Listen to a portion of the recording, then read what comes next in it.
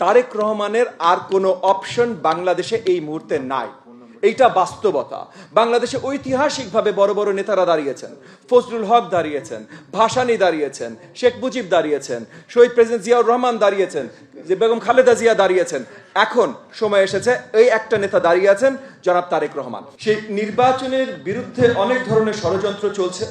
এটা নিয়ে জনাব তারেক রহমান অনেকবার আলোচনা করেছেন, আমরা সবাই আলোচনা করেছি এবং আমরা দেখেছি যে অন্তর্বর্তীকালীন সরকার যাদের রেফারি হিসেবে প্লে করার কথা এই নির্বাচন কেন্দ্রিক, তারা পক্ষপাতিত্ব করছেন, কোনো একটা সাইডের নিয়ে কাজ করছেন।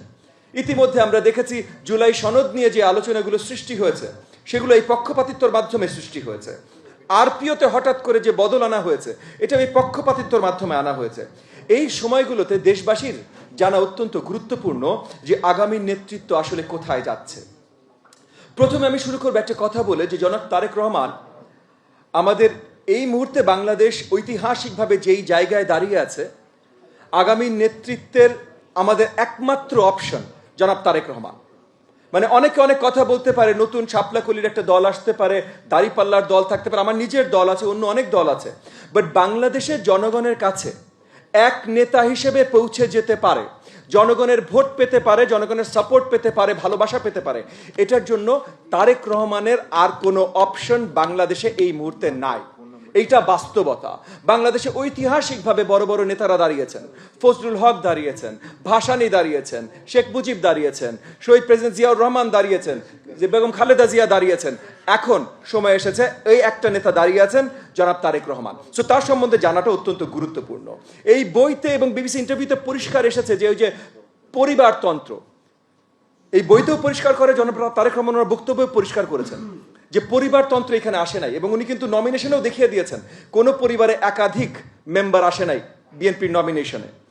এবং উনি যেটা পরিষ্কার করেছেন যে গত 20 বছরে, স্পেশালি গত 17 বছরের যতখানি অত্যাচারিত উনি ওনার পরিবার হয়েছেন, এগুলো ওনার অভিজ্ঞতা।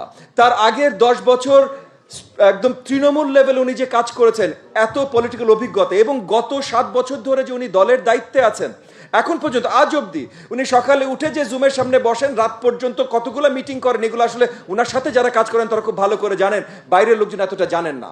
এবং দেশে আসলেও যে ওনার নিরলসভাবে কাজ করতে হবে এবং উনি নিরলসভাবে ইতিমধ্যে কাজ করে যাচ্ছেন, এইগুলো তার সঠিক পরিচিতি।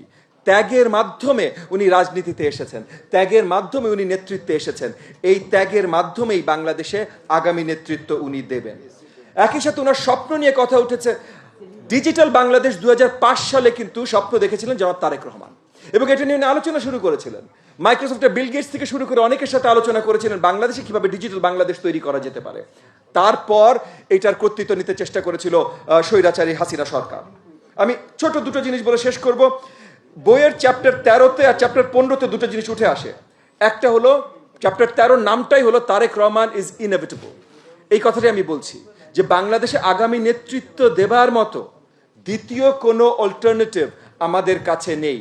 নেতৃত্ব আছেই জনাব তারেক রহমানের। আর দ্বিতীয় যে চ্যাপ্টার 15-এ যে পয়েন্টটা আসে, চ্যাপ্টার 15-এর নাম হলো ইন্ডিপেন্ডেন্স 2.0, স্বাধীনতা 2.0।